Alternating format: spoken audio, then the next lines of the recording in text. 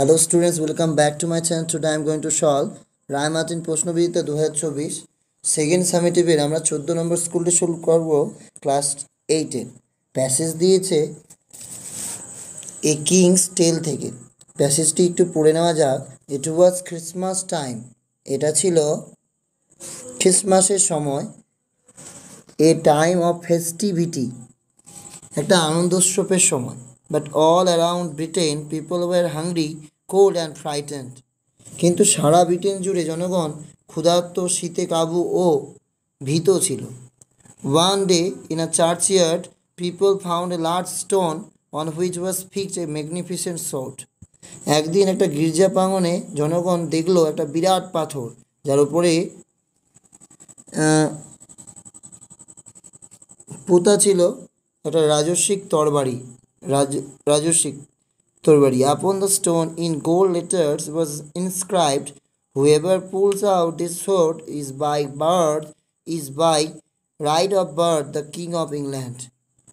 পাথরটার উপরে স্বর্ণ অক্ষরে লেখা ছিল, যে কেউ এই তরবারিটাকে টেনে বের করতে পারবে সেই জন্মগত অধিকারে ইংল্যান্ডের রাজা হবে।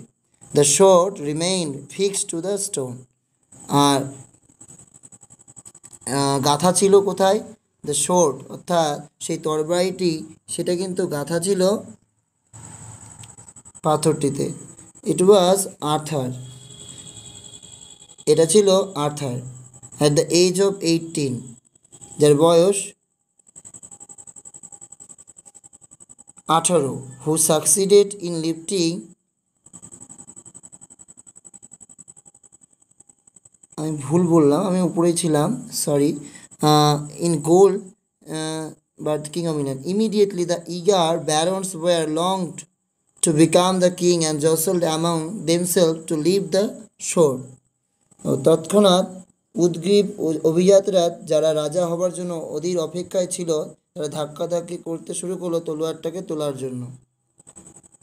নন সাকসিড, কেউই সফল হলো না।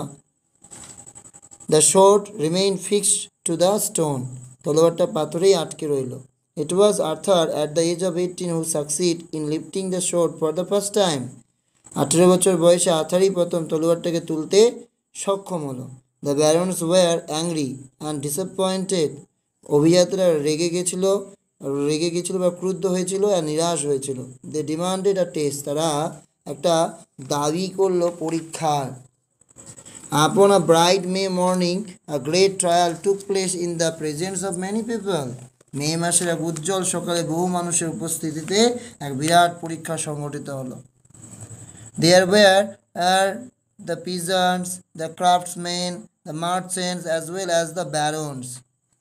সেখানে ছিল চাষিরা, কারিগরেরা, বণিকেরা, আর তাছাড়াও ছিল অভিজাতরা। In front of everyone, Arthur slender and young lifted the sword easily.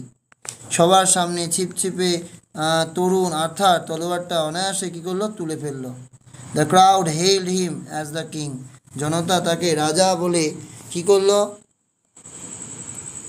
অভিনন্দন জানালো। এখানে রয়েছে এবার প্রশ্ন, what was the condition of the people of Britain at the time of festivity? And what was written upon the stone on which the sword was fixed? And what happened on the bright May morning? What was the condition of the people of Britain at the time of festivity? The people were hungry, cold, and frightened at the time of festivity. What was written upon the stone on which the sword was fixed? Upon the stone on which the sword was fixed was written, "Whoever pulls out this sword is by right of birth the King of England." What happened on the bright May morning? A great trial took place in the presence of many people on the bright May morning. There Arthur lifted the sword easily and was declared the King of England. এরপর রয়েছে কবিতার প্রশ্ন উত্তর, তারপর দেখো, complete the following sentence. The eager barons who longed to become the king jostled among themselves to lift the sword. Arthur was 18 when he succeeded in lifting the sword for the first time. এরপর রয়েছে poem. পোয়েমের অ্যান্সারগুলো দেখো। The sea rolls on the beach all day, true. আমরা দেখতেই পাচ্ছি he rolls on the beach all day, এটা লিখে দেবে supporting statement. The giant sea dog licks his jaws, এটা দেখো লাস্ট লাইনে আছে লিকিং হিজ গ্রেজি পস, তো এটা কি হবে false. What does the sea look like, the sea looks like a giant hungry dog with a grey figure, with a grey figure. এই যে জায়গাটাতে অ্যান্সারটা লিখেছি, the sea looks like a giant hungry dog with a grey figure. What is the name of the poem and the poet?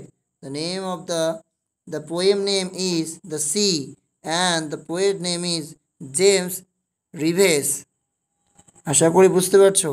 এরপরে রয়েছে unseen. One day a rich merchant, একদিন একটা ধনী সদাগর ওয়েন্ট টু বীরবল, বীরবলের কাছে গিয়েছিল, অ্যান্ড কমপ্লেন করেছিল টু হিম, তাকে, that his house was robbed, তার বাড়িতে চুরি হয়েছে, and he also told him that he suspect, তার সন্দেহ হয়েছে, ওয়ান অফ হিজ সার্ভেন্ট, তার একটা সার্ভেন্ট, একটা চাকর, to have robbed the house, তার বাড়ি চুরি করেছে।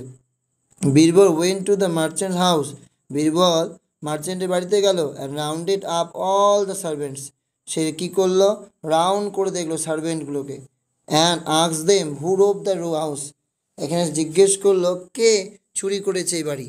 As expected the robber did not come forward to confess his crime, as expect, যেমনটা আশা করা যায়, রোবাররা কিন্তু কেউই সামনে আসলো না আর স্বীকার করলো না তাদের crime.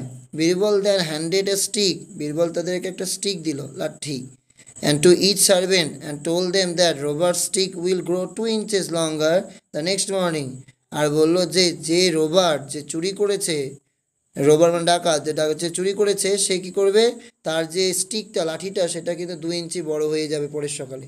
The next morning Birbal asked the servant for the sticks and pointed out the culprit to the merchant, এবং পরের দিন তাকে কী করলো, বীরবল সার্ভেন্টদের বললো স্টিকগুলো দিতে, আর তিনি বলে দিলেন কে ছিল দোষী মার্চেন্ট বাড়িতে। And the robber had reduce the length of the stick, এবার যে রোবার ছিল, যে চোর ছিল, সে কী করেছিল, স্টিকের যে লাঠিটা ছিল তার 2 ইঞ্চি কেটে দিয়েছিল, ভেঙে দিয়েছিল, breaking it, expecting the stick grow by the next morning, সে আশা করেছিল পরের দিন হয়তো কী হবে, স্টিকটা 2 ইঞ্চি বড় হয়ে যাবে। দাস এইভাবে বীরবল কট দ্য রোবার, বীরবল কী করেছিল, রোবারটাকে ধরেছিল। Birbal went to merchant's house and asked them who robbed the house, এইটা হবে Birbal told each of the servants that the robber's stick grow 2 inches longer the next morning. এরপর দেখো what did the rich merchant come to Birbal, why did a rich merchant come to Birbal, বীরবলের কাছে কেন একটা rich merchant এসেছিল। প্রথম লাইনে উত্তরটা হবে, তাহলে গুছিয়ে লিখবে, a merchant came to Birbal because to complain him, to complain, তাই কমপ্লেন জানাতে লাইনটা দাগিয়ে দিয়েছি। প্রথমেই দেখো complain to him that his house was robbed, and he also told him that he suspects one of his servant to have robbed the house. What did the robber do with the stick, কী করেছিল, লাস্টের লাইনে দেখো দাগিয়ে দিয়েছি, the robber had reduce the length of stick by 2 inches by breaking it and expecting the stick to grow by the next morning. তাহলে ফার্স্টের অ্যান্সারটা তোমরা দেখতেই পাচ্ছ এখানে রয়েছে, আর নেক্সটের অ্যান্সারটা এখানে রয়েছে। আশা করি বোঝা গেছে। এরপর চলে আসো গ্রামারে। He bought some flower dash to decorate the room, infinitive করতে হলে infinitive 2 + verb to decorate. He is a clever boy, ক্লেভারের এখানে এনে বলেছে অপোজিট, বিপরীত শব্দ লিখতে বলছে, ক্লেভারের জায়গায় তোমরা স্টুপিড বসে লিখে দিবে। He is a man of great strength, তো মানুষটার সম্পর্কে বর্ণনা দিচ্ছে, তাই এটা হচ্ছে adjective phrase. I have a pen which is green in colour, তাহলে পেনটার সম্পর্কে এটা বর্ণনা দিচ্ছে। আর এখানে একটা কি দেখতে পাচ্ছি, finite verb, for this reason, এটা সাবঅর্ডিনেট ক্লজ, কিন্তু কোন ক্লজ, অ্যাডজেক্টিভ ক্লজ। প্রিফিক্স সাফিক্সে দেখো স্টপ থেকে নন স্টপ করে দাও, চেয়ার থেকে চেয়ারফুল। এই ছিল তোমাদের আজকের ভিডিওটি।